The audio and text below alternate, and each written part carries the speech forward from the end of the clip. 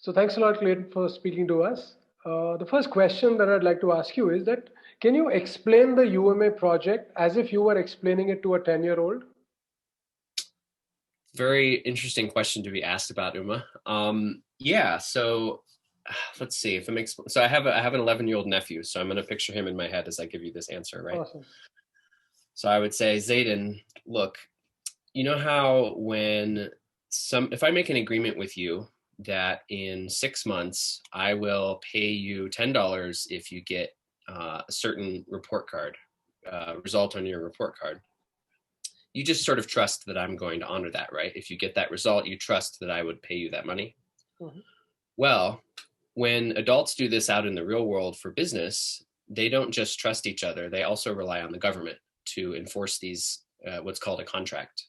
And so in this case, what I do at my job at UMA is I basically make it so computers can enforce that contract instead of having the government do it. And that makes things a lot more efficient and a lot cleaner. Okay. What we do with UMA is not only these contracts like money for grades or relationships between businesses, but also these other things called financial products, which are just like different ways that people can trade what's going on in the economy.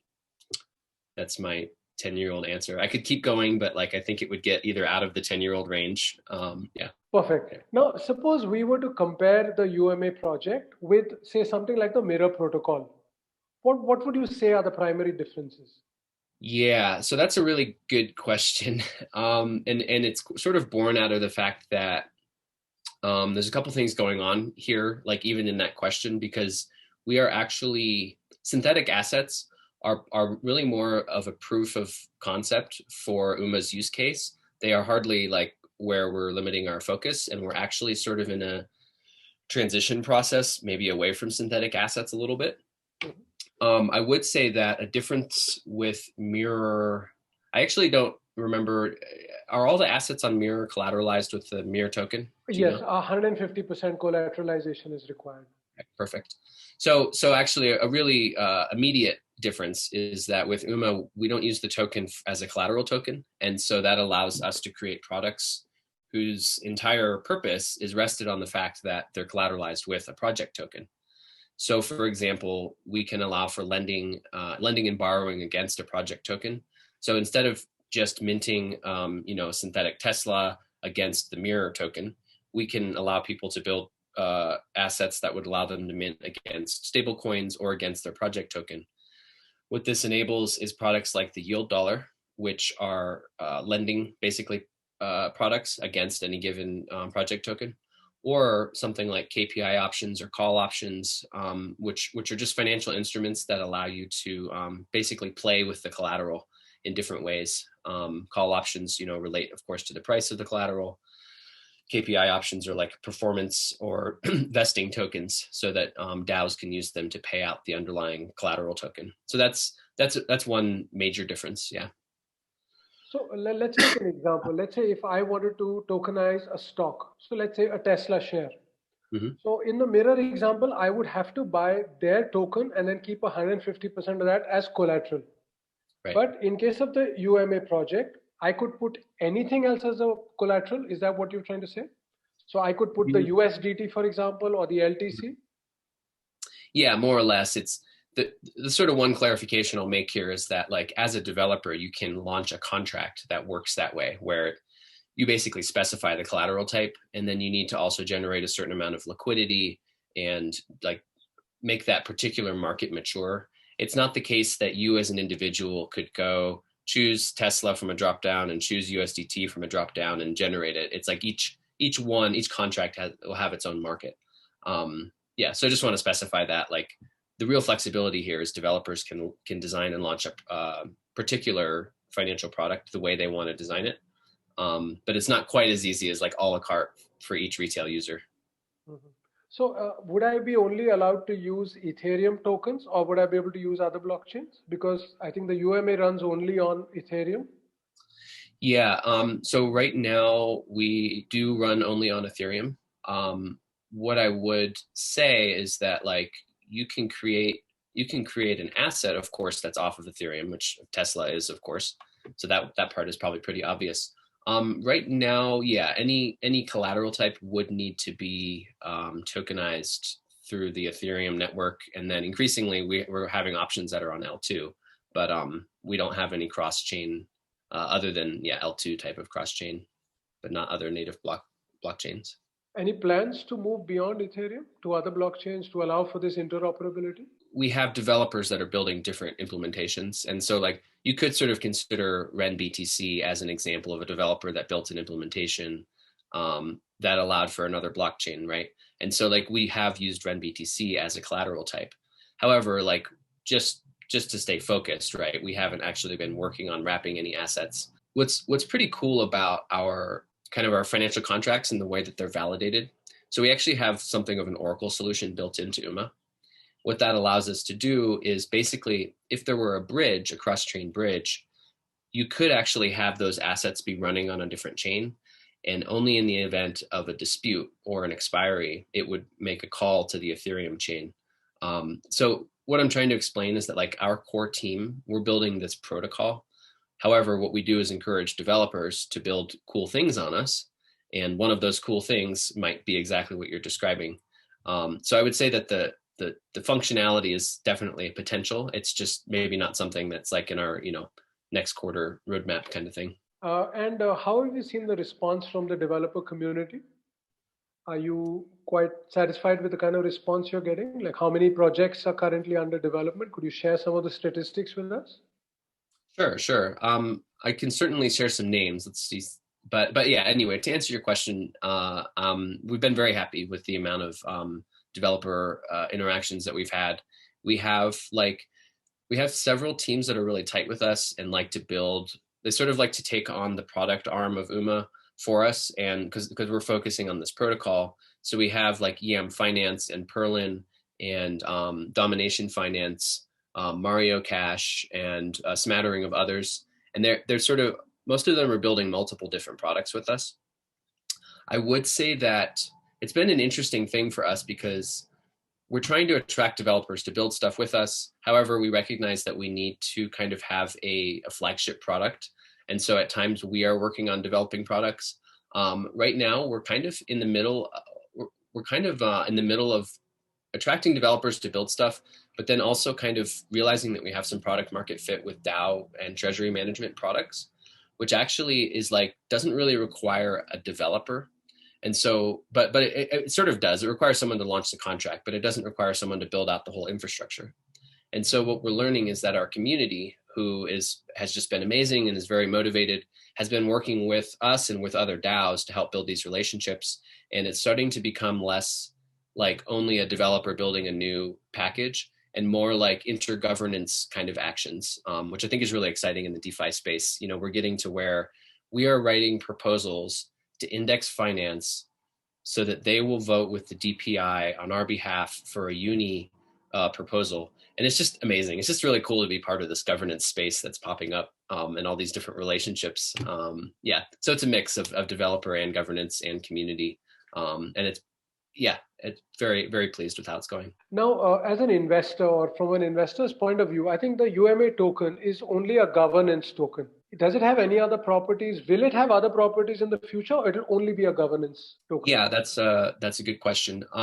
There's actually good reasons to keep it only a governance token. And UMA's governance token works a little bit differently than your average, like you can make decisions and eventually turn on the fee switch. Like I feel like that's kind of the basic promise of a governance token. Like Uniswap, for example, there's a fee switch you could turn on, but nobody has done it yet. With UMA, though, we actually require the market cap of the token to exceed twice the value secured by the Oracle network. The reason we do this is because it always needs to be more expensive to bribe token holders than it is what you could possibly steal. And so these financial guarantees are built into the program such that as UMA protocol continues to see adoption, we're going to have to see we would have to see the value of the UMA token go up, or else we do start to charge fees to those contracts. And so I would say that, like, yes, it's a governance token, but there's a fee model built into it. we've never had to turn that on because basically the market always outprices based on speculative expectation whatever's going on in terms of what's been integrated. Yeah, it's a governance token, but the tokenomics are quite well integrated into it straight away. It's a very interesting point that you mentioned that you would have to make sure the price increases. Now, considering that I think you have a very small circulating supply and most of the tokens are already in circulation. So I'm presuming they're all held by the general public or the users. So in that scenario, how would you be able to increase these prices? Sure. I mean, basically the idea is that if yeah, we would buy them back. We would buy them back off the market. Essentially, I forgot to mention that part. We would charge fees, and those fees would be used to buy the token off the market. That's the mechanism to increase the price. Simultaneously, if we're charging fees, that's going to reduce the use of the product, right? The cost is going up, so it would have that simultaneous effect of lowering the value secured and increasing the market cap. Do you want to take any guesses on how the prices could go in this year? Not particularly, and I'll defend why I say that. Well, for a couple reasons. One is personally, I don't try to understand the crypto markets at all. The other is that at UMA, like we really keep our heads down and are just hustling on the protocol and on the work. And we make kind of a point not to focus on the token. It doesn't mean, we recognize that we have a responsibility to the people who have been our early supporters. Like that's definitely there. But we try to exercise that responsibility by just like hustling and building cool stuff. And so like, I don't know. And I also like, where's the upside in me making a guess, right? Like if I'm wrong, everyone's mad at me. If I'm right, nobody's sending me any. Quite true. But it's quite interesting that you said that the amount of value locked by the Oracle network would have to be 50% of the market cap. So actually, if we are able to predict the kind of projects that would come in, we could make a reasonably educated guess on where the token price would go. Sure. I mean, that would be sensible. I don't think you could make that earlier prediction, but basically the thing is, right, like if you're locking in collateral like ETH, and then we saw the market dump like we did a couple weeks ago, like the total value secured by UMA drops accordingly. But yes, you're right. I mean, if you knew that first piece of information, you could reasonably predict the second piece. Yep. Oh, that's great. That's great for the investors then, those who want to try that out. What are the kind of planned milestones that you have for 2021? What new things can we expect? Yeah, absolutely. So as I mentioned, we're kind of in that transition stage with starting to emphasize some focus on products that are gaining market fit right now. And so I think you're going to see some major DAO announcements with basically using UMA. A few of those are kind of in development right now.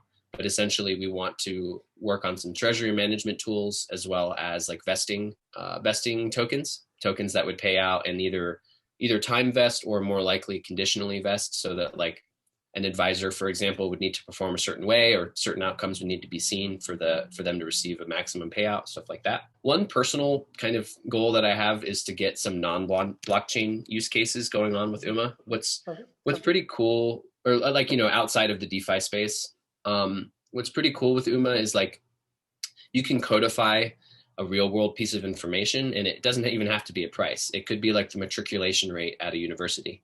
And once you've codified that, you can create a payout token associated with it. And so like I'm in talks with some universities right now to try to get them to use one of our token designs to do like a economic study, for example. I would just love to see something like that happen. It's just personally, I really want to start to focus on DeFi that is outside of our kind of self-referential little space.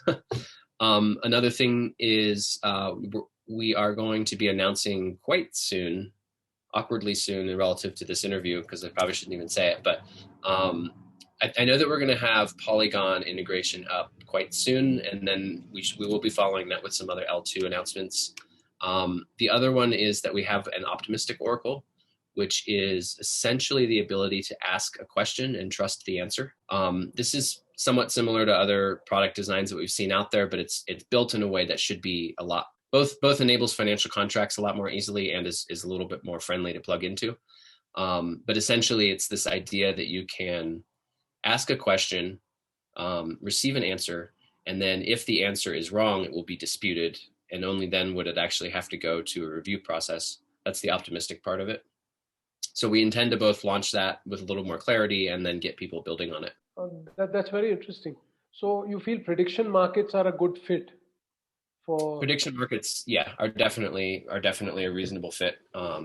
and we have some people working on stuff like that right now. Just one last question, since you mentioned about layer 2 solutions. Let's say Ethereum goes through with its upgrade as planned and speeds increase and the transaction fee comes down. Do you see the relevance for L2 solutions after that? Would they really be needed anymore? That's a very good question. Like personally, I guess I don't, just as a crypto user, right?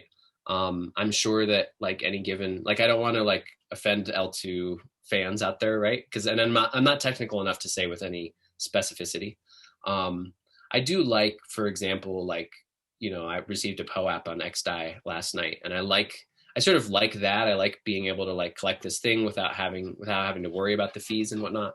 But if the fees go down to a really negligible point, it's hard for me to imagine why people would take the extra friction step to do anything that's not just on L1. So yeah, I'm a little worried that I'm stepping in something and I'm not aware of it, because I'm not a coder. I understand the technology well enough. There could be something I'm missing, but yeah, I think to me, just from my own use perspective, I'm not going to take the extra time to change networks and figure out how to use an L2 solution if it's, basically painless on L1. Awesome. So those are the questions that I wanted. Is there anything else you'd like to add here? I just want to thank everyone for their attention. I appreciate this group on Facebook. I also co-founded a group on Facebook called DeFi Nation, which people could check out if they want to. And then, if you just want to learn more about UMA or come hang out with us, just check the Discord. We're at discord.umaproject.org. You're welcome to tag me if you saw this interview and want to chat or introduce yourself. Real friendly group over there. And thanks a lot for your time. Appreciate it.